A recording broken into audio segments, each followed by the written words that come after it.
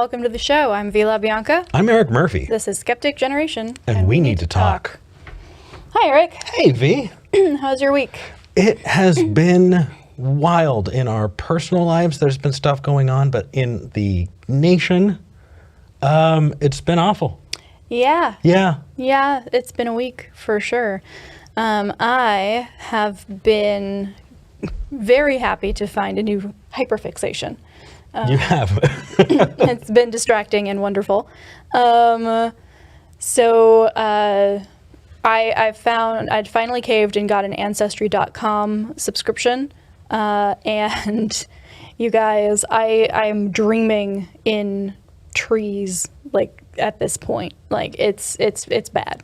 But it's fascinating, and I started doing it for you as well. Last and we found night, some really cool stuff. We did. We went up my mother's side, and so it was all my Mexican heritage, and we found family members all throughout Mexico, which was fantastic, and how there were a few generations of my family that lived here in Texas before moving out to California in the 1800s. Yeah. They moved out to Pico Rivera, for people who know Southern California. Hey. No, they couldn't go to Malibu. They'd go to Pico, but that's fine. But it was really, really fun. That's really cool. Yeah, I've been able to trace back quite a ways, and think I'm on my 11th or 12th great grandfather. Mm-hmm. Possibly. You're in the 1500s, aren't you? Yeah, it's weird. Meanwhile, I'm I'm gonna leave all the rest of the procreating to other people in my family. This branch of the tree is getting This is trimmed. where it ends. Yeah. This is a 500-year story that is coming to a close. A couple of announcements before we get started. First, and perhaps most excitingly, we have a pretty awesome weekend coming up in about 2 weeks. We really do. So on Saturday, the 21st. Ooh, yeah. Okay. So here's the deal.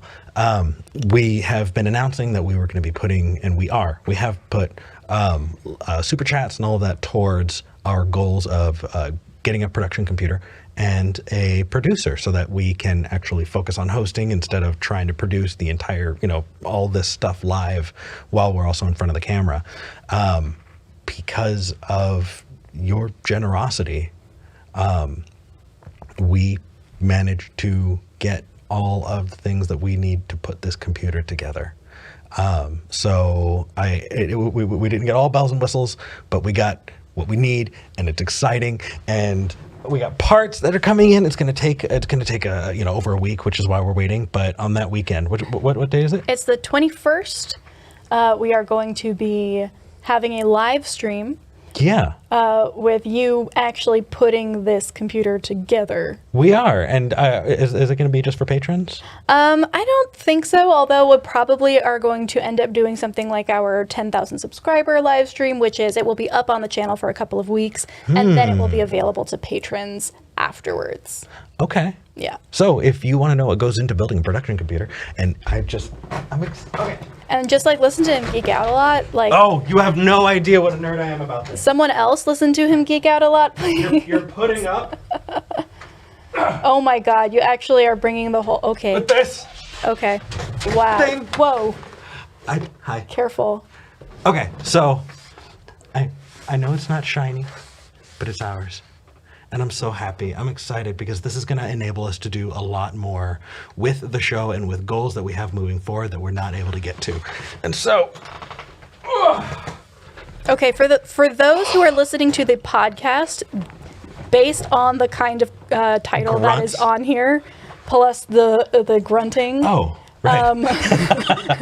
This is very much not a nothing beyond PG is happening here. No. I pulled up a tower that we got, and then a couple of things, an SDI capture for the camera, which actually was given to us a long time ago. Yeah. And we were realizing that we were going to have to purchase one and it was going to put us over. And we were just like, wait a second, we got that. So thank you. Yeah, it turns out that having the Amazon wish list up for a whole year, that kind of stuff has trickled in, Yeah. and it's just really, really exciting.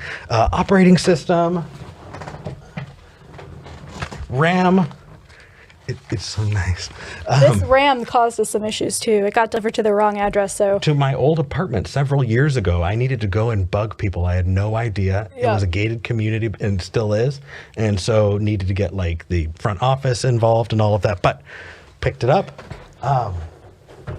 And for people who are wondering, I'm not going to leave you waiting. At the heart of the computer, we went with an Intel Core i9. I want to say it's a 2500K. Is that right? Let me double check. It looks like a Hanuta cookie. 1900K. We didn't go KS because I'm not going to overclock while we're trying to do this. That's just asking for trouble. But we're incredibly grateful, and I don't know how to share this excitement with you guys. I don't know how better to explain what this means for our ability to put on this show, because we are limited. We have been limited, and this is opening up a door that, you guys have no idea. Oh my gosh. Apparently neither do I. No, you really don't. Yeah, so I thought it was going to just be for patrons, the putting it together stream. I don't think so. I think it'll just be something that we ultimately let patrons continue to watch after taking it off the main channel. So I will have to wear pants. You are going to have to wear pants even if they were just our patrons, Eric. I'm sorry to let you know. And patrons, I am sorry if that is what you signed up for. But this is, Fair. yeah. So that's going to be on Saturday, May 21st. And then on May 22nd is our birthday live stream, which is going to be a little bit different from what we normally do. Do we want to get the graphic up there? We do. Here we go. So this is going to be something that we would love for you all to come and join us on. It's not going to be, huge bells and whistles, but it is going to be different and kind of a retrospective kind of deal. So I'm excited about it. Yeah, 2 days in a row of us doing different stuff. Yeah. That's going to be really, really fun. Unless you guys just really like what we do normally, in which case we apologize for being different. And then finally, we are going to be in Portland, Oregon. Yes. The week of June 6th. We don't know exact dates yet. We're going to have to do some research. But if you are in the Portland area and would like to come and just hang out with us at a bar or a pub or a coffee shop, we will be announcing all of those details and how to get in touch with us. But yeah, it would be a lot of fun to just kind of hang out with anybody who's around. So keep an eye on the channel, keep an eye on our social media, and of course, if you are a patron, we will announce it on Patreon as well. So yeah, keep an eye out. We're gonna be doing some fun stuff this next month. Definitely. We are getting some comments. I do want to address it because people are going to be giving me a hard time. I have been a Team AMD fan. In fact, I have an old Threadripper in my computer right now. The fact is, though, Threadripper's been a while since it's updated, and on top of that, it is like 3 or 4 times as expensive for what it does and for what we need. It wasn't worth the cost-benefit analysis. I could not justify the expense of a new Threadripper. It just wasn't going to work out. But one of the benefits to the Intel, this guy, is we do use a program called Wirecast. Wirecast is what we're using to get this show out to you. It is this program that takes the video input, that takes our audio, that takes all of the graphics, puts it all together, puts it in the format that YouTube likes, and sends it off to YouTube. And that program actually works with the structure of the Intel card. And so while AMD would be better for things like rendering files in some cases, this is actually going to do a better job of getting us to you in these streams. So it is a specialized choice. I totally get Team AMD fans. put the Intel one out this time. Sorry, but people are going to give me a hard time. Let's save it for the 21st. I know. Oh my gosh. Okay, so we have a couple people on the line who want to talk with us. We We're do. very excited. If you called in last week and didn't get a chance to talk, please do consider calling in earlier if you can. That's going to allow us to actually spend more time with you and actually dive into these conversations. If you are interested in calling, you can reach us at 585-526-8774, or you can click on the link in the description or type it in as tiny.cc/callSG. We do have some room today. So definitely today is the day to call. I know that we have had full lines and haven't been able to get to everybody. And so this may be your chance to get on. Who do you want to talk to first? Let's talk with Douglas in Idaho. All right. Who is calling about love and if it's a religious word. I don't know. Douglas, welcome to the show. Really? Oh, hi. No, I don't really think it's a religious word per se. For me, it's just, I think, how people use it sometimes. I think everybody kind of views it differently. And so because it's so ambiguous between individuals, it can be used to influence people in a certain way. As myself, I live in Idaho, and I am surrounded by family that are fundamentalist Christians, and I get expressions of love from them caring about me and loving me. Mm-hmm. And they'll express they love a God or Jesus more than anyone, and I find that interesting since they've never met or even came into contact with their God or Jesus, but yet they seem to love this idea or this person more than anybody they actually can interact with on planet Earth. You know what I mean? So, Right. But even that, I have, family members that will, on special holidays will text me, "I love you." And to me, that's the only interaction I get from them for years. And it just makes me think, are they using love as a means to make themselves feel good or to make me feel like I really am genuinely cared about because of how I view love, Douglas, or how they view love? Yeah. You know what I mean? Yeah. Absolutely. So that's kind of where I'm at. That makes a lot of sense. I have thoughts, but Eric, it sounds like you wanted to jump in. Well, actually, I wanted to bug you about it because when we were Christians, we were told that there are 4 types of love. Oh God, 4 types of love. And the way that a lot of Christians will use love and use their, their different definitions of love can be manipulative, and it's not necessarily the person who's using the word as much as the way they've come to understand the definition of that word. And so I kind of wanted to see what you think. Yeah, actually, this ties in very nicely with something that I found online this week. And I believe that they were discussing bell hooks, who was a Black philosopher. She wrote some of the most mind-blowing work, and she advocated very specifically for defining love. What does love look like in action? Because of exactly what you said, Douglas, exactly that. People can use the word love, and because we've all just kind of taken it as this abstract thing that can look so many different ways, and different people, might express it differently. To an extent, that's accurate, but when we consign it to this abstract concept, it allows it to be used in ways that are manipulative and in ways that are not actually loving. So this has actually been a philosophical conversation that's been happening, and I'm 100% on board with it. I think you brought it up really well. If it's so abstract, if we don't have actually the a guideline for what it should look like and what it should feel like and how people should express it, what are we doing? How are we opening ourselves up to potentially being manipulated? Yeah, absolutely. So Chris, I want to give you a chance to This respond. is Douglas. This is not Chris. I'm sorry, Douglas. I wanted to give you a chance to respond. Oh, no, I agree. I think just through my own life circumstances, And although I think since becoming a atheist, I've been probably come to become more cynical than a skeptic probably in my life, just viewing people's motivations. Yeah. It's sad, but just because of the circumstance in my life.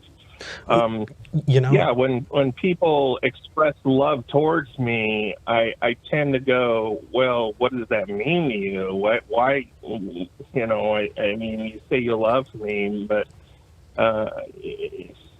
what does that mean? And I tend to kind of be overly critical, I guess, than I should be. I think that not doing the specific categories that we learned in church, there are some categorizations of love that I think could be really beneficial. Like when I tell a friend that I love them, I don't mean that I have the same love for them that I have for V, or that we have for our kitty, who we have a new name for, by the way. We're going to get to that. But striking that difference is important, and it's especially helpful when we're trying to, sort those things out. What's interesting is when we were in church, I'm going to bring up my experience on this, and we were called to love total strangers. Yeah. And it was compared to this idea of a perfect love, which makes absolutely no sense in retrospect, and of a eternal and oh, help me, I'm losing the word, unchanging, it won't go away. It is unconditional love. Although there are conditions, terms and restrictions apply, just check the Bible. That said, I do remember having this dissonance of thinking, well, I'm supposed to love these people and I have no idea who they are. And so it definitely stretched my understanding of love, and it made me feel more cautious. Like, you say you're feeling cynical, but honestly, if somebody were to say, Eric, I love you, they don't know me, or they're trying to proselytize to me, I am going to put it in that context, and it is going to be circumspect, because from my perspective, what I'm getting is somebody who thinks, oh, I'm supposed to feel very strongly for you. Mm-hmm. I'm supposed to care about you a lot, even if I don't want to. And that's not the kind of relationship I want to have with other people. And so I get it. It's got to suck feeling that way from family. And the best that I can offer you is, if the religion part was taken out, would they still say I love you? Because if that's the case, then even if there are religious overtones layered on top of it, you can still take it for that familial love.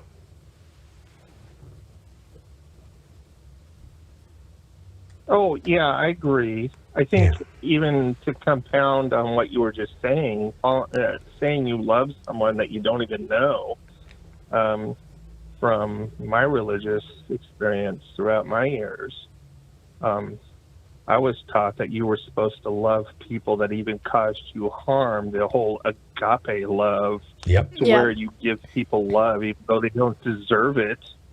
And I've actually had conversations with fundamentalist Christians in my family that say they struggle with that. They struggle with being able to love someone, and they try to do that. And I'm like thinking, why? If you're exactly. You're struggling to love someone that you.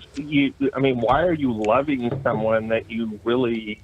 I mean, you're putting forth effort to something that isn't even natural to you, and then if I even bring up something like, I would love to just have basic philo love, just brotherly love amongst each other, where we care about each other as brothers and sisters, as family, and human beings, right? And what kind of compounds it is, see, this is what happens. Oh, okay.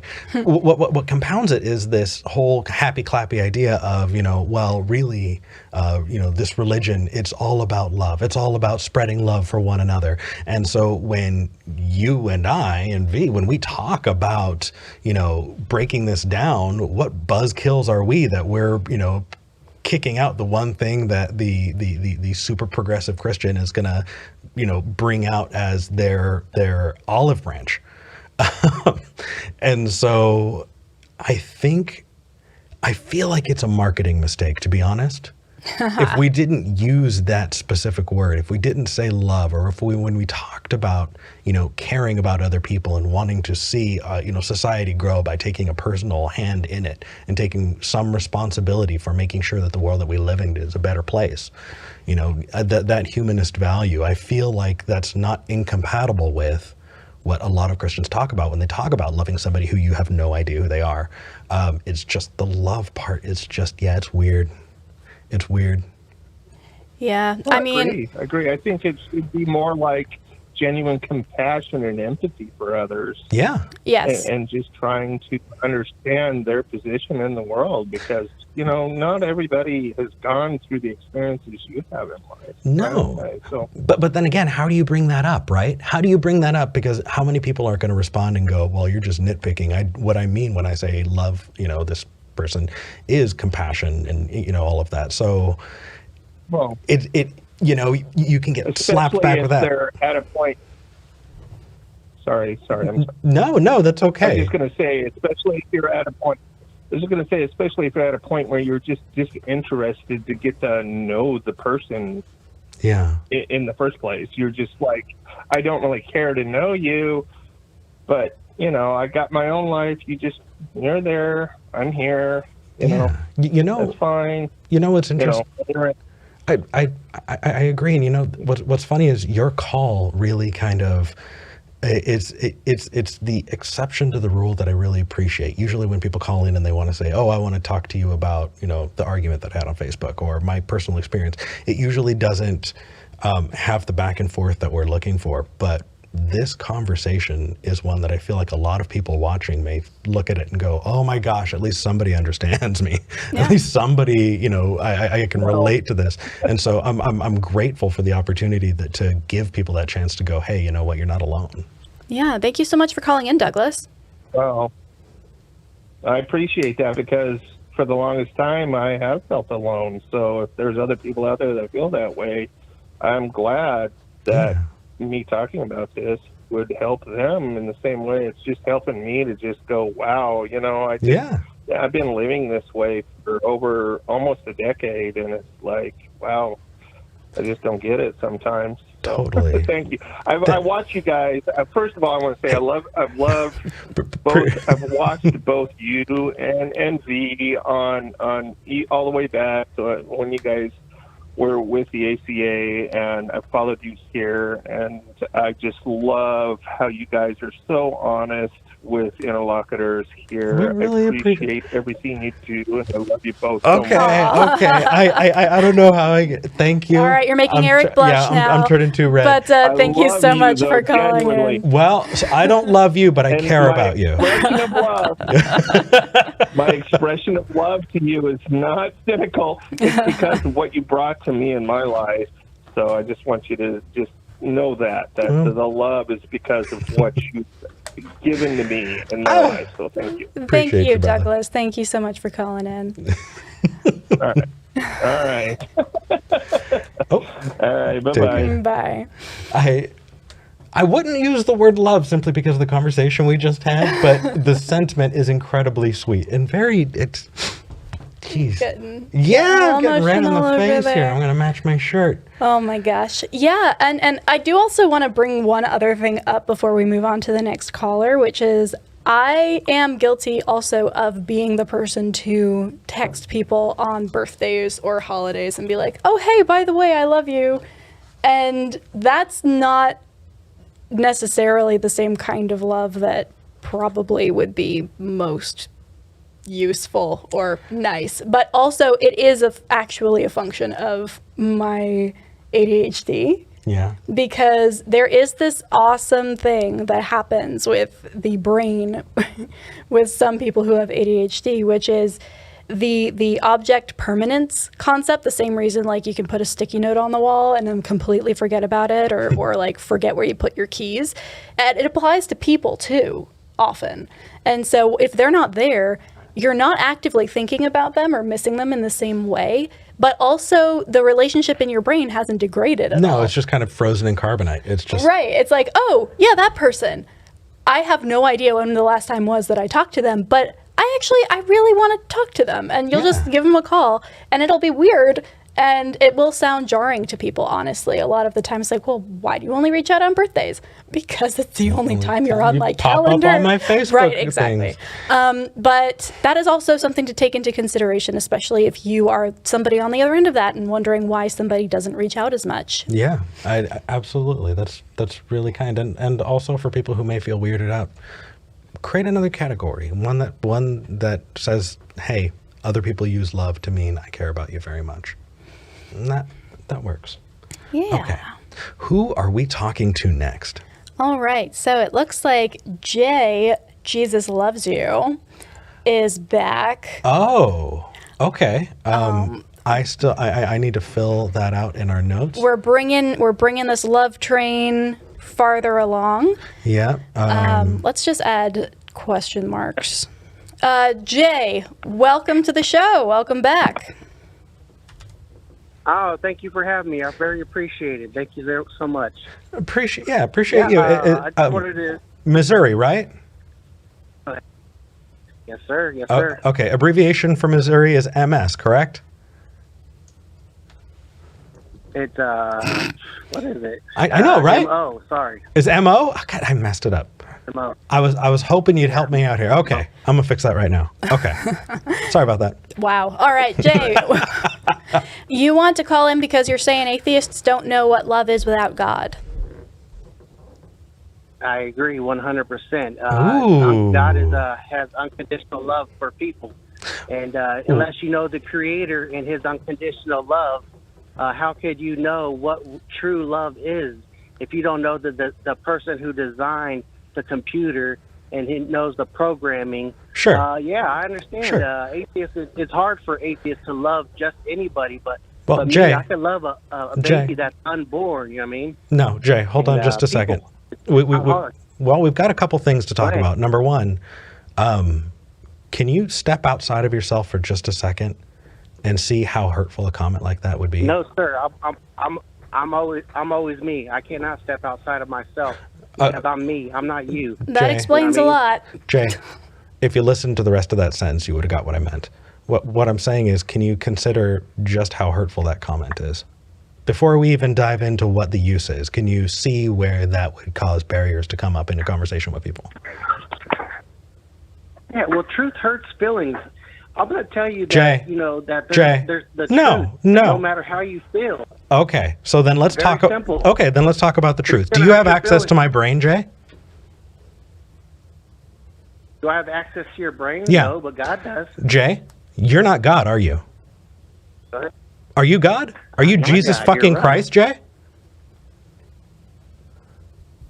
No, I'm not God. Okay, Go so who the fuck are you to say that I'm not capable of love? What hubris? Like I What said. arrogance to say something like that? How rude No, I didn't say to that. assume that You're somebody taking me out doesn't of understand love. Please correct me. You're taking me out of context. You always take me out of context. You know that, right? Correct me. Here's what I'm trying to say. Yeah, go for All it. right, I will correct you because you've done this to me quite a bit. You've taken me out of context. Please leave me in context of what I said. I'm trying. What I'm listening. I said is what atheists are not. They don't understand unconditional love. Ah, For people. so- Because so I feel like you added an extra word in there, me, Jay. God. You added an extra word in there. I might have. You. I'm trying to Yeah. break it down to you a little. Okay, well let's make sure that I want to help you here, Jay. You started by saying love. Wanna help you Period. too. You didn't Wanna help say you too. you didn't say unconditional love. You said love. So we're going to take unconditional Okay, well, love that you're being specific about now, right? And we're going to put that on the shelf for just a second. There you go. And if we're not talking about unconditional love, do you think that we understand love in other contexts that aren't unconditional the way you define it? Oh yeah. Okay, so can you 100%. see how that would 100%. can you see how that would come off as dismissive when you first called in and said love without putting the qualifier unconditional the way you define it? Yeah, I can see that. I can see that. No problem. Yeah, I okay. understand where you're coming from, but Okay. like I said. So let's talk about let's take it off the shelf then. Well, let's hold on a second. Let's take it off the shelf because it's love. you brought up unconditional love. And let's take that in the next step. That way we don't miss anything. How do you define unconditional love? And why do you think you have access to it and we don't? Like, how does that work for you? Yeah, well, I've experienced unconditional love by the Heavenly Father, the forgiveness. I've experienced forgiveness, and I don't think you've experienced the forgiveness that only God, Jesus, can give you, is what I'm saying. Okay. So I think it's a supernatural, not just a common thing. We act like it's just something common. It's not common. Okay. This isn't common what we're talking about. Well, let's break that down a little bit. It sounds like you might have a built-in godometer. If you and I were sitting outside of a pizza place having a drink and two people walked up and both of them said that they were forgiven by Jesus and they felt that unconditional love, but you knew only one of them was telling the truth. One of them is a liar. How do you tell the difference? How do I tell the difference? I can't. You can't. I can't tell the difference. Okay. I'm not God. Okay. Sorry about that. So you're saying But, you're it's just well, I mean, that's honest. So you're saying that you feel a thing and there's no way to tell the difference because you don't have access to other people's feelings. But even though you don't have access to other people's feelings, you're confident that other people aren't able to. I just heard a conversation with you about love. Right. So you said it, Well, and the other guy said it. And you don't understand it. We'll put a pin in that. Didn't you say that? Let me finish my sentence, and then let me finish my sentence, and then we'll get to it. Okay. I want to finish my thought. Otherwise, I'm going to get scattered. I'm going to lose my place, and I'm going to wind up a wreck. And I don't want to do that to you or the audience. So. Sometimes, try to keep a little bit short. Let me finish. Let me finish my thought here. My thoughts too, so you're making 10 Jay, thoughts. Jay, this is Jay. You're calling into our show. You are a guest. You don't get to tell us to hurry up. I'm just asking. Yeah, the best. I don't get it. I'm not telling you to hurry up. I'm just asking. It's just a question. Sure. So where I'm going with this, Jay, is it sounds like you're saying you have access to your emotions, right? You can understand and you can tell what your emotions are. You can't do that for other people. And yet you're saying that other people don't experience an emotion that you're experiencing under certain conditions. And I just don't understand how you can know that other than being told that. Like, if it just makes no sense to me. Like, if you grew up, if somebody said, Jay, your eyeballs are different. I can't tell the difference, but you can just see red more than other people. I wouldn't go around repeating that unless I had some kind of evidence. It sounds like you're just making an unfounded claim. Everything doesn't have evidence. I'm sorry to tell you that. So people's why emotions don't have evidence to it. They do. You can't disprove God to me. You can't do it. Hold Jay, on. nobody's asking. You know what I mean? Nobody's trying to disprove God to you. No, we're talking about love, Jay. Yeah, Why did you let's bring stay up on disproving topic. God? Let's stay in context. I was gonna make. That's what I was gonna do. I'm making it. See, now you're interrupting me. You know what I mean? So let's have an honest conversation. It's just an honest conversation. You know what I mean? I'm not saying you're bad or you know what I mean, but you're not going to understand it because you do not have the Spirit of God in you.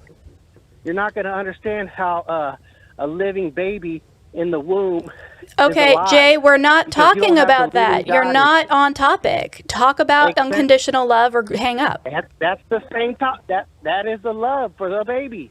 What about? You won't understand it. Okay, Jay, you said some things don't have evidence. I'm sorry. You just won't know. You won't understand. Do you understand how useless of a conversation this is? Not even leaving aside the condescension, like logically, it is useless to call in if that's what you think. If you think that there is no evidence, it's useless, even if it's true. That's the problem because you called in and you said it was true. Though you said it was true. Jay, I'm going to give you a counterexample. Okay. I love talking to you guys. Yeah, I'm glad. Jay, lucky us. So let me give you a counterexample. Okay. Here's my counterexample. Go ahead. Jay, you are so crippled in your ability to experience emotions that you can only contextualize it through a God filter. If you just were able to I think the same thing about you. contextualize that love better, then but you know what? You're never going to get it because you're there's something about the inside of you that's broken, and I just can't fix it. It's just the truth. How does that feel? How are you able to work with that? I say the same thing about you. Yeah, the Thank problem. you. You understand how I feel. Yeah, I do.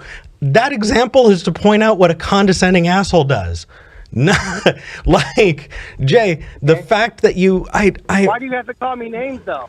Why do you have to disrespect me? I didn't. And put me down? I didn't. Wait. Listen to what I said. I said that's what a condescending asshole would do. Hey, you feel better. Hey, Jay. Okay. You called I never it disrespected Jay. you, did I? Yes, you did. We told you that at the beginning of the. Understand how to respect Can we people. mute him? Yeah, absolutely. That's All why right, you're angry. we're muting.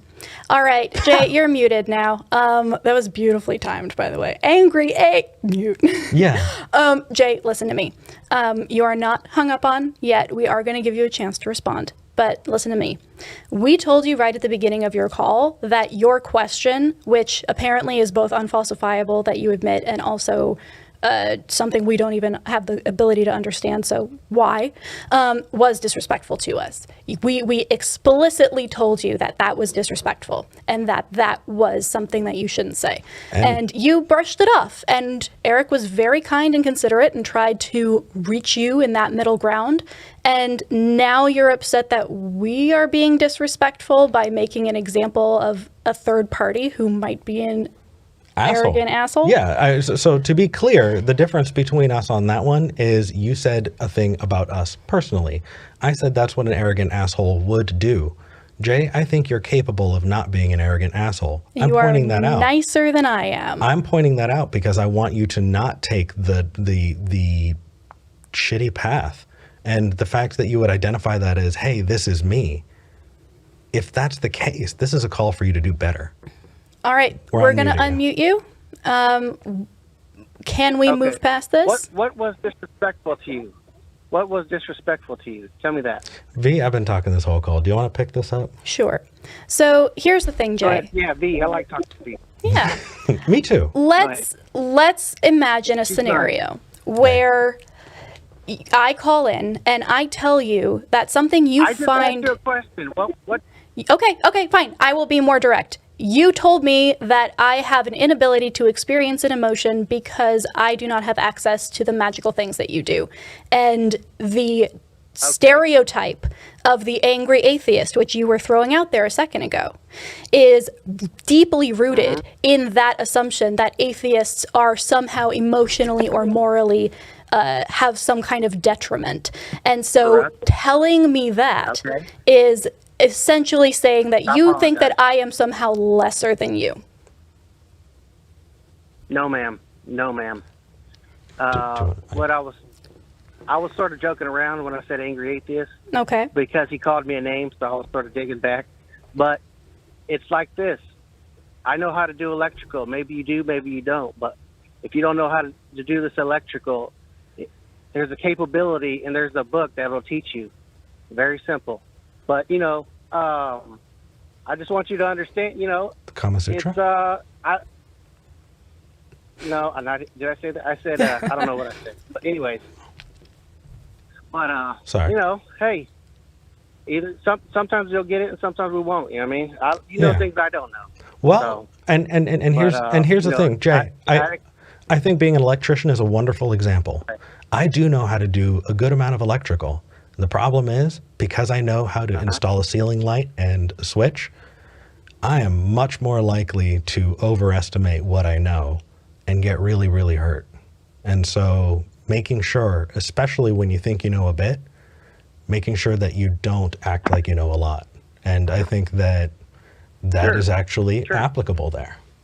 I know enough about electrical to hurt myself real bad, Jay. Can I challenge you to something? You can, and then we'll probably move on to the next call, but go ahead, man. Okay. I challenge you for 30 days to ask God to show you the truth, if he's real or if he's not real, and believe it. Okay, what do you have to lose? I totally feel you. Now, do you think I've never done that before? Honestly, with my whole heart? I don't know. That's why I'm asking. Oh, I'm telling you. okay. I have. What do you got to lose? Right. No, I hear you. Okay. So what do I have to get for it? What do I gain if I do that every day for 30 days and I don't get a response? Does that mean that your God doesn't answer prayers, or it's not true? What are we checking for? Like, if your challenge is for me to understand that a God is real, if I do it for 30 days and it doesn't happen, does that mean that for sure God isn't real? Like, what's the other side of this? Well, I mean, you tried. Hey, you tried. No. That's all you can say. Hey, I tried, God. Okay, so That's it. You tried. That's all I'm asking. Okay, so if I do that for 30 days and it doesn't happen, I don't get a response. Are we off the hook? Do we not have to go to hell anymore? Or does that just mean that no God exists, or does God exist regardless and it's just a waste of time? Because if the point is for us to understand that God exists. If you're open-minded, if you're open-minded and can, truly just, hey, maybe read a scripture or two, every once in a while, take a step, you know what I mean? And, Jay, if nothing happens, then, Jay, like here's the problem here. I feel like you have this assumption about us that is very inaccurate.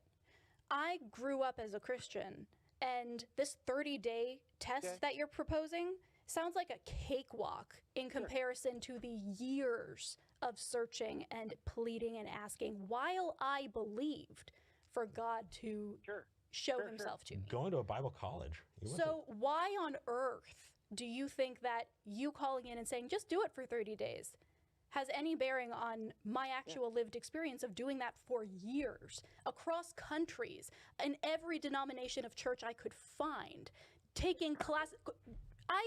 I translated the epistles to and from Greek in this attempt to reach God. Okay? This is not a 30-day thing, and it didn't work. So what? Just I guess V just didn't try hard enough? What? Very interesting. Very interesting. Why didn't it work? Why do you think it didn't work? I think it did work. It turned me into an atheist. Jay. Yeah, but why did it turn you into an atheist though? Because the evidence that I was told I would find, I did not find. When there should have been evidence there. And what evidence were you told that you were fine though? What is that evidence? Jay, you know what? That is a question for another day, because if you want to know about us and learn about us, we can have a quid pro quo. Jay, we have other callers, man. But we did talk about love. Oh, no. We talked about love, didn't? No, wait. Jay, I want to answer that question. I want to give that question time that we do not have right now. But I also am going to acknowledge that we are off topic here, because you called in to talk about us being able to experience unconditional love. We wrapped all the way around, and you said, I challenge you guys to reach for God for 30 days. You could already answer the question the time you're breaking this down. You could already answer that question. I don't think so. I think this is probably take an hour, but we'll do our best. That's the thing, Jay. We can't actually summarize that in 10 seconds. Hey, have a good day. You too. Take care. I want that question next time I call. Absolutely. No problem. Hey, Jay, when it good. comes to looking up verses, there was one verse that helped me. You there? No? Oh, okay. Jay, 1 Corinthians 13:11. That one helped. When I was a child, I played as a child. I thought as a child. I spoke as a child. And when I became a man, I put away childish things. I think you can too. Mm-hmm. And that's honestly the idea that I could summarize 5 years of my life in 10 seconds sufficiently and then be held to that, because Jay has not demonstrated himself to be an honest interlocutor, is deeply annoying. But, call back again, and we will have that conversation, 100%. Absolutely, and I see that something happened with the audio. Oh? Yeah, it got really low. That's and weird. I think I just fixed it. Okay. So, hopefully that will be just fine. Apologize for that. I apologize for that. And for people, if you did miss anything in that little volume incident, we keep a stored copy we have it recorded, and it is going to go out during the podcast and during the clipping. We'll be able to make sure that you can hear that bright and clear during the live. We do our best, but yeah. This is why we need a producer. All right.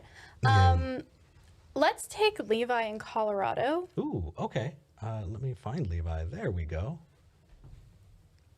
Levi, welcome to the show. Hi, V. Hi, Eric. Hello. I'm happy to be on here with you. Yeah, I'm happy you called.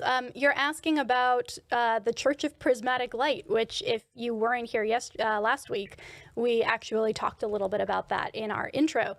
Levi, what's your question?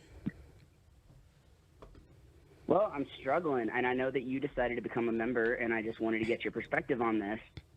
I'm struggling to join it because I'm a little annoyed that I might have to join a religion for basic human rights that I should have otherwise. Mm-hmm. You know, I'm a trans man, and I don't have a problem fundamentally with the church. I think the tenets are great. I think the person who created it is great. I think she's wonderful. And so far, it seems like a lot of people in good faith. And, you know, I am here for anything that protects our community, but I just don't want to, like, perpetuate the religious preference in this country. You know what I mean? Like, that we have to form our own religion to do something that we should just be able to do. Yeah. And I'm wondering if you struggled with that at all whenever you were deciding to become a member. Absolutely. I think that is 100% accurate. The fact that this is a last-ditch effort to maintain or obtain rights that should just be part of living here is frustrating beyond belief. But I do want to stress, Levi, do you watch Last Week Tonight at all, John Oliver? It pops up occasionally. I don't watch it as often as I should. I do. I love John Oliver's take on just about anything. So, oh yeah. So, do you have a recommendation? Which one should I go watch? Yeah. So I'm just gonna reference one of his episodes from a couple of years ago. He did an entire expose on churches being run as nonprofits and the absolute loopholes that they get to jump through legally to make a lot of money, and how they prey on their parishioners. I do recall yeah. So what he went and did was he created a church and a religion, and he used the proceeds that he raked in from that religion to pay off strangers' medical debt, which is kind of awesome. And I see the Church of Prismatic Light being something very similar, where it's not actually a religion in the sense that, you know, we would describe it elsewhere. What it's doing is it's actually using legal language to take advantage of loopholes that are only granted certain organizations. So yes, it's conceding a point that is really painful to concede and should not have to be conceded. But at the same time, what it's doing is it's trying to level an uneven playing field in the only way that we kind of know how. Yeah, okay. I see where you're coming from. And I've processed it in that manner. I think just since I spent, just listening to your previous caller, and you were trying to explain to him that, you want me to ask God for 30 days. Yeah, try asking him every day for 30 fucking years, dude. Yep. Like, we've been there. Yeah. So spending a good chunk of my life trying to get out of meeting religion in any sort of way. I think I'm just having a hard time overcoming it, but I totally have respect from where you're coming from, and I think maybe I'll join. Yeah, and honestly, if it makes you feel any better, I think the majority of people who have joined this church are in the same boat. Yeah. And there's nothing beyond signing up on their website that is required at this point. I don't think there ever will be more. It's literally just a way for people to find maybe some kind of legal religious relief. exemption. Yeah. So do it, don't do it. It's totally up to you. But I find it a useful thing to bring up, especially when talking about things like religious freedom with Christians. Oh, you believe in religious freedom and you should be able to practice your religion however you want. That's awesome. I have a religion too. I'm a Prismatist. What does that mean? Oh, you're running away now. That's fun. So, yeah. Okay. Are you going to apply to be on their board? I know they're recruiting. Really? I didn't know that, but I'm going to actually check that out. And in the meantime, people who want to join the Church of Prismatic because Light. honestly, people like you in leadership would encourage you. If I don't know anybody in leadership on the board, I've been trying to find information, and I don't think that they're trying to keep it from anybody. But if I knew people like you were in leadership, it would be easier for me to get behind an organization like that. You know what I mean? Oh, thank you so much, Levi. I think that would be an awesome thing to try to do. So I'm going to check out that for sure. All right. Thank you for calling in, though, and stay safe out there. Yeah. Take care. Yeah. All right. I mean, it is definitely the most pragmatic solution. Exactly. That's a really good way to describe it. Is it compromising on some of my ideals? Abso-fucking-lutely it is. But sometimes you need to be pragmatic and, to be safe. And that is something that is very important to understand in general. Like, if we are to look back at every civil rights accomplishment that we have fought for, regardless of which I'm talking about, it has come at the expense of greater ideals and in pursuit of a practical next week solution, right? It's really, really tempting to talk about what's going to happen in 5-10 years or the next century or our children's children, what that would look like. And that's a good goal to strive for.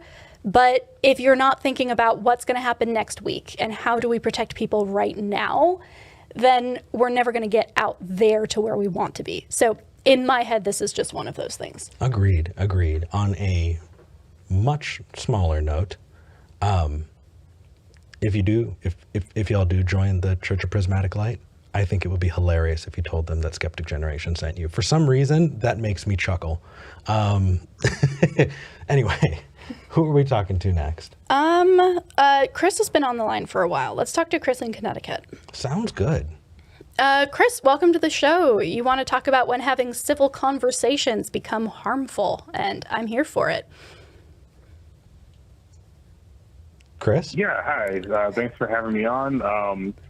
Can you hear me? Yes, we can. Yeah. Okay, sorry. Yes, so I think especially after that second caller, I think that this may be a bit less of like a toothy conversation. Just because I think you kind of showed almost like the answer to my question, but just to have it anyway, since you are nice enough to have me on. So essentially, I've been thinking a lot about a lot of the political debates that we're having in real time right now, right? And unfortunately, some of the setbacks that we are having, kind of what you guys were talking about, where you feel the need to join this like new pseudo-religious organization just to maintain your own rights, and how I think a lot of that is coming from this like kind of civility politics, where it seems almost especially lopsided as well, that we tend to talk about these things and feel the need to empathize and coddle people who are specifically causing, pushing these harmful ideas and then acting like this is still all within like the bounds and realm of like reasonable discussion. Yeah. So obviously we're talking about the trans thing where like for a long time, people have just been kind of talking specifically about trans women in women's spaces and sports and things like that as being threats to cis women.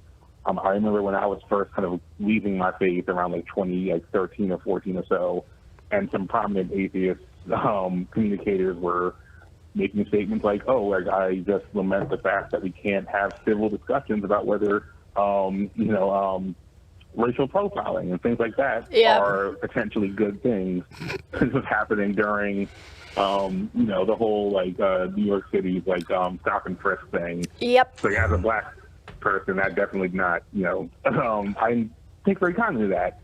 And it seems like the way that we're encouraged to have these conversations really is predicated on this, I think, ahistorical idea that, bad ideas will be beat out by better ideas, which we have not seen in history or even right the crap now. Yep. And it's just, I'm wondering, how do we navigate these conversations in a way that isn't just, I think, in the minds of some of these people who hold these beliefs, reinforcing the idea that they are valid and deserving of rational discussion, and just pushing them more towards the point where we're now seeing, anti-trans bills and other things like that are literally bringing up these topics that everyone was trying to normalize like 2 years ago. Right.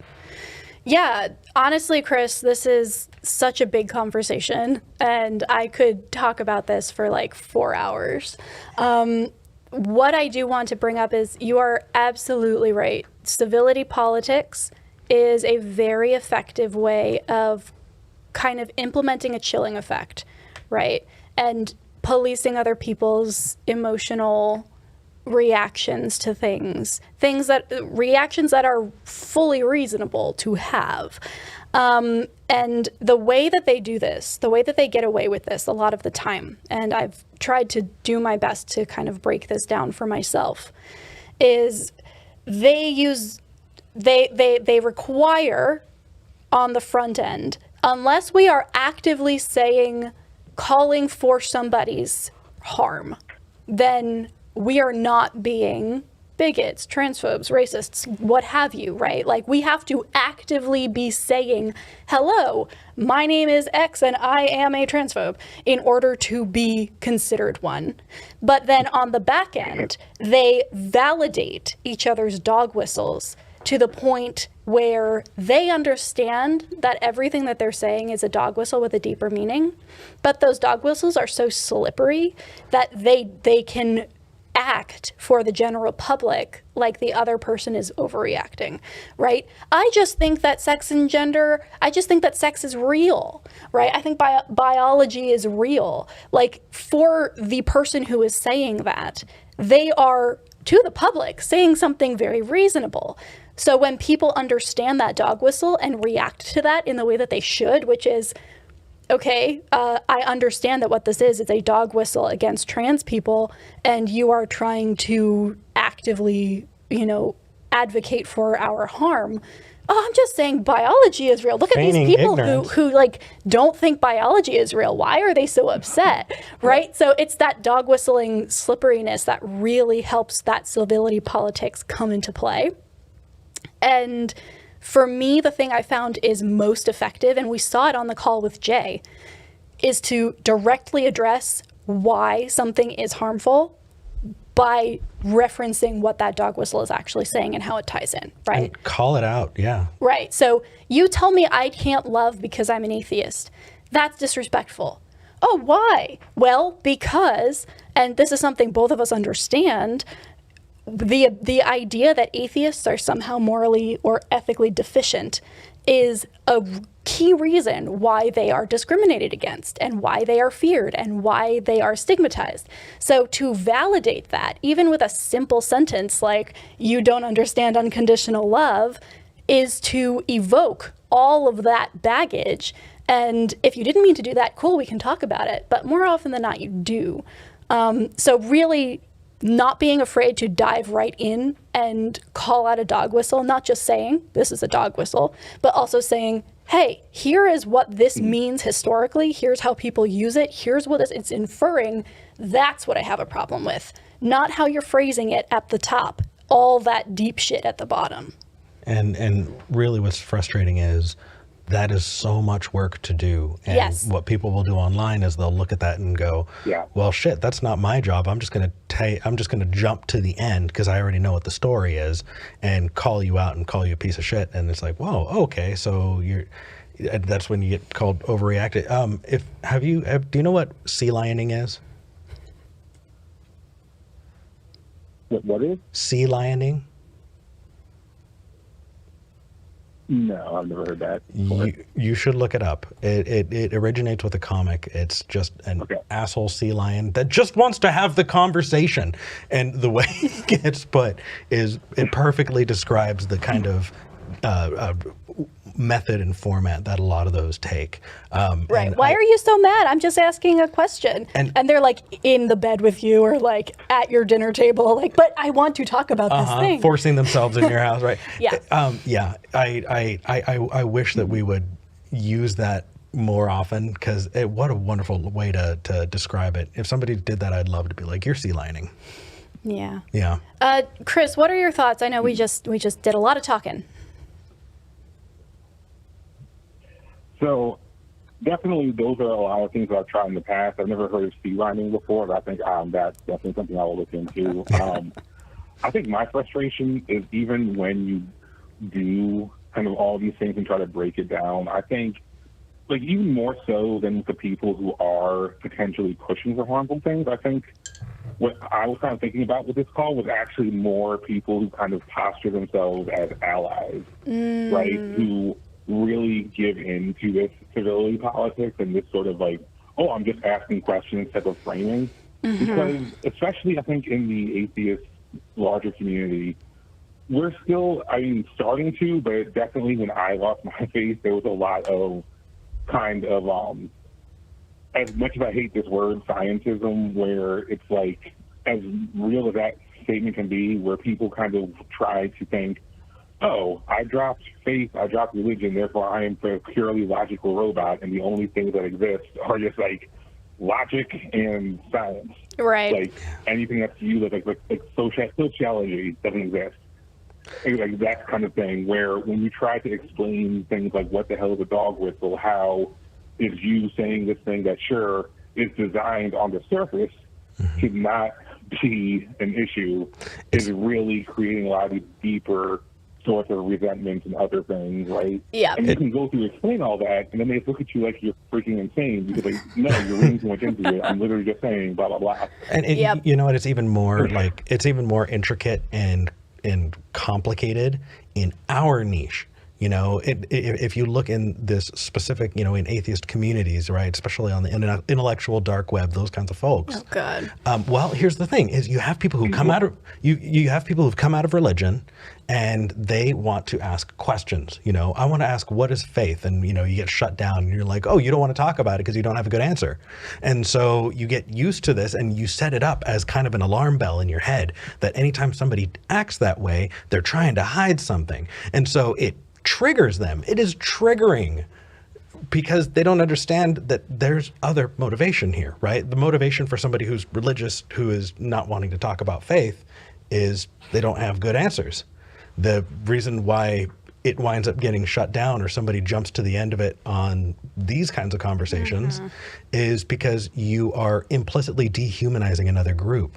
And that implicit dehumanization it's not stopping the conversation. You're just not having a good conversation. The conversation shouldn't be, do you exist? Do you deserve rights? Should you be treated equally with other humans? Do you deserve, you know, love and marriage or any of those things? No. First, I just want to have the conversation about whether or not you exist or whether or not I can deny core fundamental parts of your identity, right? It's not about an ontological God. It's about one person's, each individual's personal experience and identity of themselves. And so you have this trigger that pops up that these people who've come out of religion hear and feel, and they go, oh, no, there's something wrong when it comes to this debate. And that's why it is so important for communicators, people who are up for having the discussion, to have the discussion. For those of you who are having that discussion, we salute you. We understand for those people who don't want to, don't have to, or are burned out. Like, that is totally understood. But we do want to say that we appreciate those people who are putting themselves out there, because that is the labor that needs to be done to get through to people who do need an explanation. And so, I'm sorry, I went on a rant. That was awesome. That was cool. No, That's a good rant. Hey! no, I think you're spot on, Eric. I think that it's a trigger response to something that is not hard science, and anything in that category is necessarily suspect. But you can understand why it would hit that trigger. Right, because it was misused against them and they are being reactive, and that's understandable. But the danger comes from what Chris is explaining, which is that perspective of this isn't something for me to get over and analyze. This is just me being right. And that's why deconversion and deconstruction are two different things. They bees and gentle thems. Because there's that instinct to latch on to hard science, to say, well, anything that it can't be replicated in a lab doesn't exist. It just is replicating the grabbing onto of the Bible. Can I actually, so I actually have one last thought on that. Yeah, and then go for I'll it, let Chris. you out to go to any of the callers. Well, Eric, you can go first. Oh, no, I want to put a pin in it, Chris, because I want to give you the opportunity to respond. Yeah. Okay, so with me, and I've been thinking about this a while too, as I've kind of going through my deconstruction, because I guess I really hate that scientism word, but I was kind of going to college to study biology and do all that while I left my faith, so I kind of gravitated towards what he just said, where I remember explicitly doing that because in the way that we are educating the general populace in America, there is no philosophical education. Yeah. The only exposure you have to philosophy is usually through your church. So then I made, I think, a very common error by thinking, okay, philosophy is really just apologetics, and that all sounds like bullshit. So I want to just throw out philosophy. Oh, that is a beautiful observation. Sociology and other things are Hold on. I think I was making an adjustment and I missed that last sentence. Could you please say it again? I missed it. Oh my gosh, Chris, correct me if I'm misstating this, but the idea that we do not teach philosophy or that kind of ontological thought process or epistemology in the classroom, the only place we see that is at church. And so, of course, people are going to make that connection. Oh! Right? True. Damn! Exactly. I love it, Chris. Yeah. Chris, thank you. And I think that plays into also kind of the beginning of the conversation with why it's still so triggering for people to see similar structures when it comes to an entirely different category of conversations, not ontological arguments of whether God exists, but just arguments about ethics, morality, and just fucking personal freedoms, and then say, oh, similar patterns are happening here. I have no basis to dissect these two categories, therefore, I'm going to react the same way to them. And I think a lot of these issues can be solved by not just because it's never that simple, but really by giving people more of an understanding of these things that our society kind of neglects. Things like philosophy, sociology, all these other ways of looking at the world. Chris, you have given us the thing V and I are going to talk about for the next 3 days. Oh, yeah. Yeah. Oh, yeah. This is awesome. I'm making ridiculous amounts of notes right now. Chris, that was beautifully put. Such a good observation. And honestly, this kind of conversation needs to happen more. We need to be asking, why are we being held to a standard of civility that the other side is not? And why is it that we are clinging so tightly to it and so tightly to what keeps us comfortable, especially in the face of so many different groups facing so many struggles right now? Chris, thank you so much for calling in. Yeah, thanks for taking my... Oh, it was I'm sorry. Yeah. That's fine. Wow. Yeah, that is well said. I think the only caveat that I would kind of put in there is when it comes to soft sciences that are talked about with inductive reasoning, right? If you are given a psychological diagnosis, it's because you match, these criteria. Right. And because of that, you need to have the right tool for the job. And if you are requiring, a methodological tool that doesn't belong there, then you're not applying the correct tool for the job. So I think the idea that, I don't know, the whole scientism, the way that it was talked about in this conversation, it made me feel like it's almost a stunted understanding of what the methodology needs to be to understand different things. Yeah. And that misunderstanding of the methodology causes that statement that you made, which is, not everything could be produced in a lab. Right. But the rest of that is because we don't go to a lab to study that. It's still studyable. It's still verifiable in different ways. We can absolutely verify and study and prove lots of things as long as we're using the right tools for the job. Oh my gosh. Yeah, exactly. I just want to clarify that because we should not give people who would use that statement dishonestly that ammo. Yeah. And I think that people who would get that ammo, you can't replicate God in a Bible? Or in a lab. You can do that very well in a Bible. Thank you. You can't replicate, God in a beaker, in a lab. What they're missing is this is not an attempt to completely invalidate methodological naturalism or, a methodological approach. What it means is I don't know the correct tool for this. And so instead of trying to find it, I'm going to pretend like none exists, so I'm right. And they don't deserve to have that tool. Anyway, that's all I have to add on that. We're gonna have this conversation for a while after, I can tell. I know, right? All right. Let's get one last call in here. Wolfos in Texas also wants to talk about love. This is the love episode. It really is. Wolfos, welcome back. Hey guys. Hi. Hey, what's up? No, I might be a prophet because I actually called in with this topic before you guys answered with Jay. Okay. Hail Wolfos. That's all the proof I need. We're theists now. Wolfos, what is your topic? What about love do you want to talk about? I believe I do understand and use unconditional love very well all the time, and I try to love everybody and everything I possibly can at all times. And I don't think it's a hard thing to do. I kind of want to push back on you on that, Wolfos.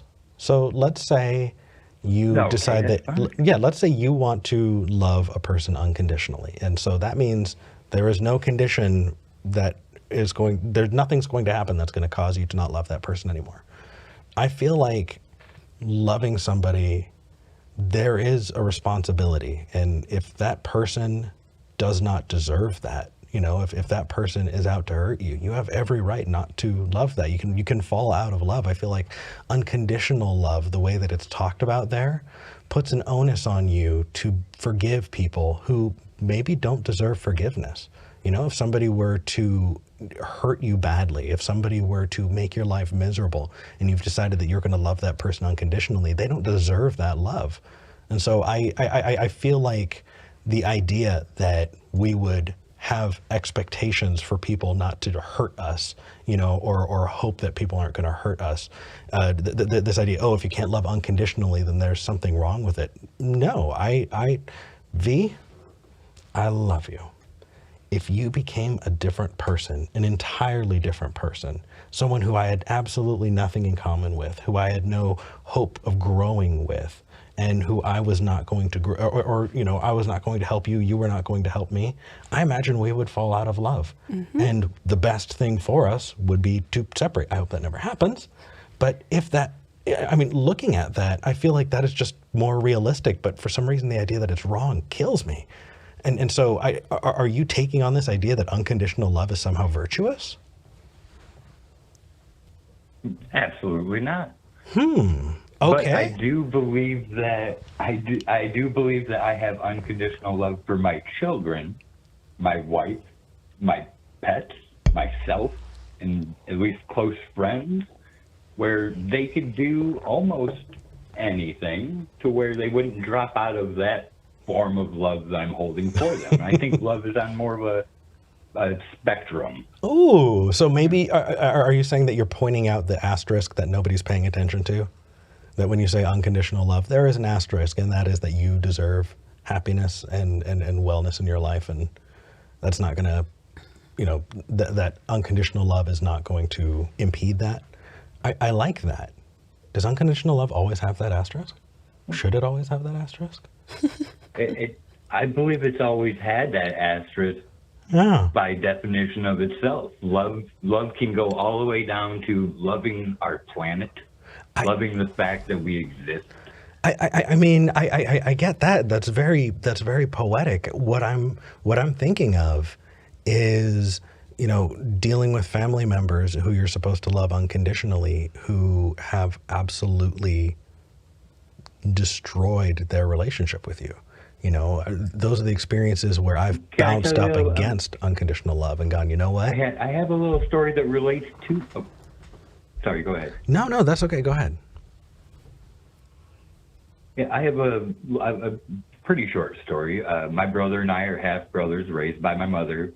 We were together for our entire lives. He's about 4 years older than me.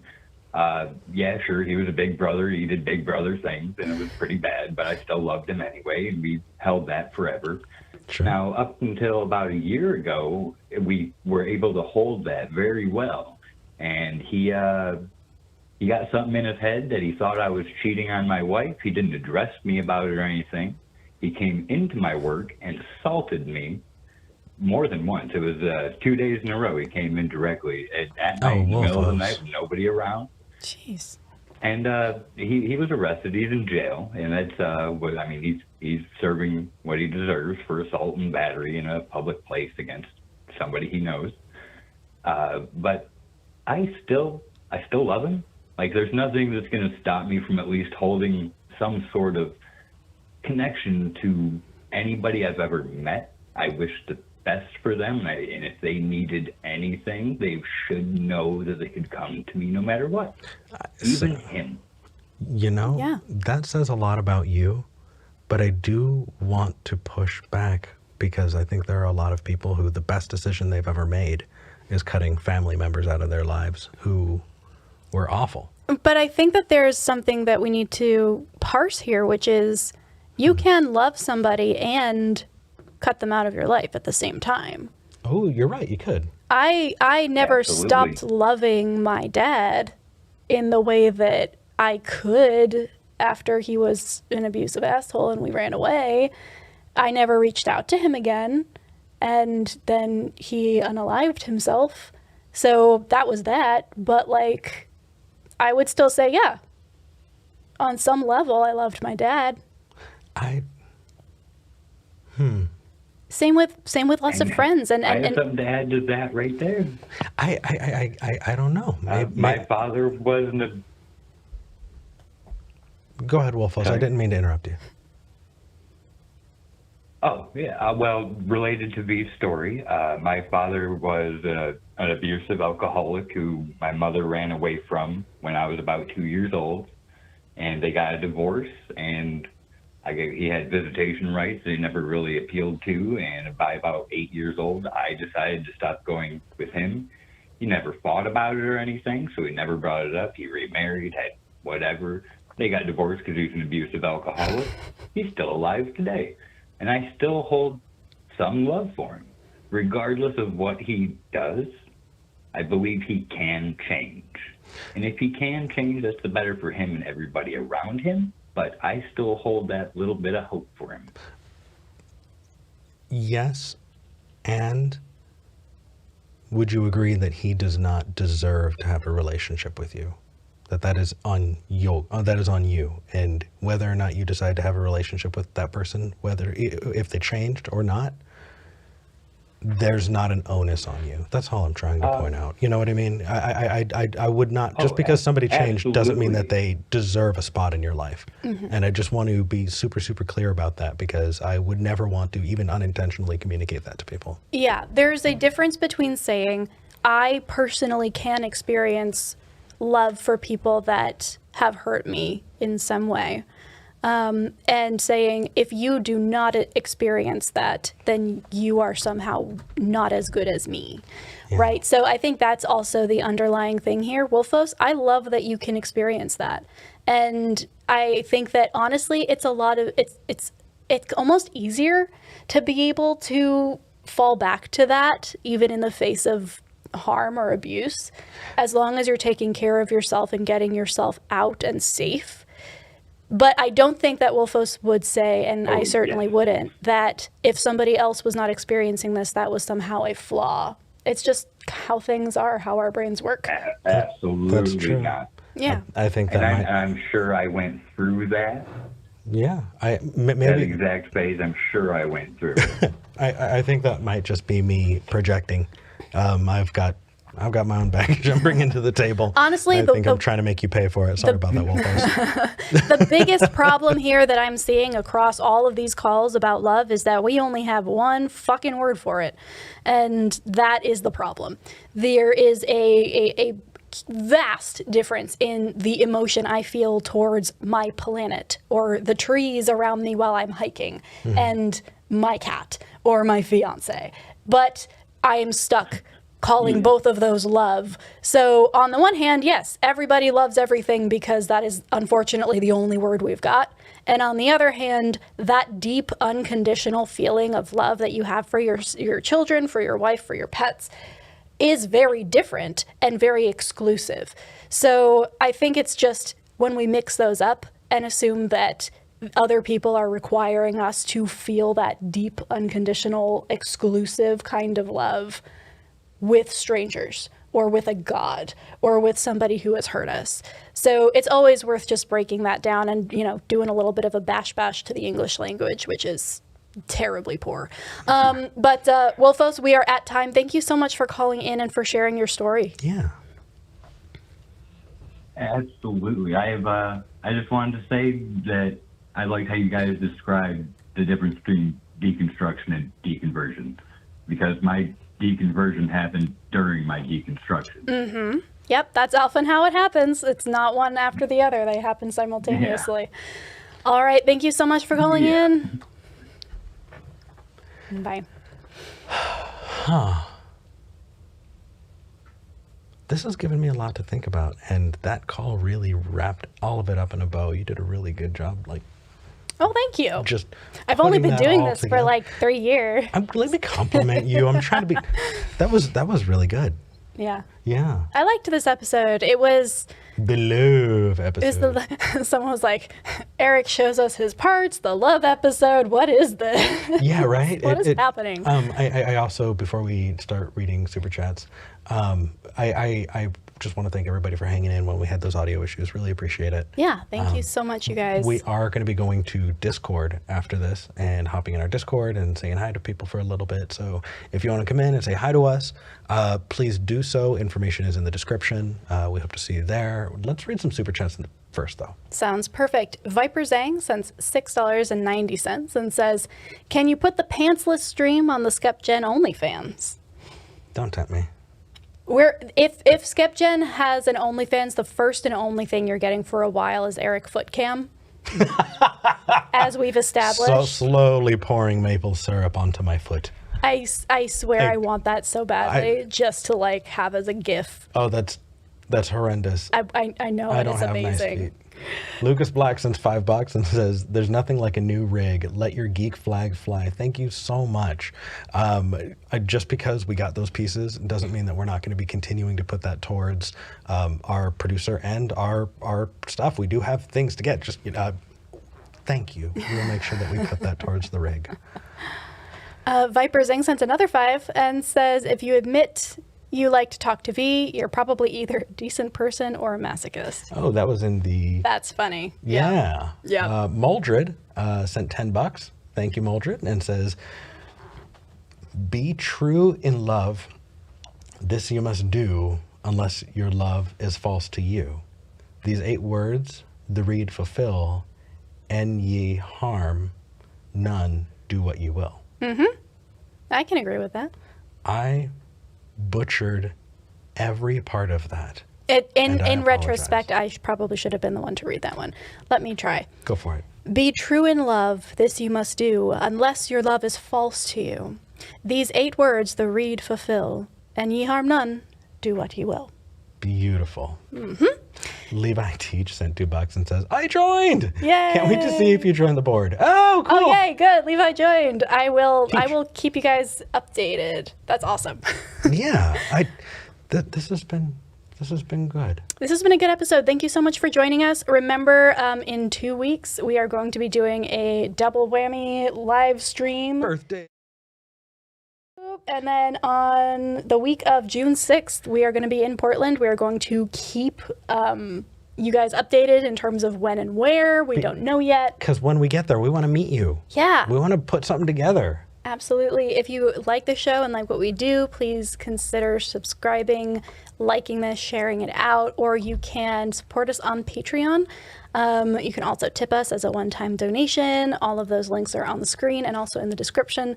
Thank you all. We will look forward to seeing you in the Discord. Until next time, we're glad we had this talk.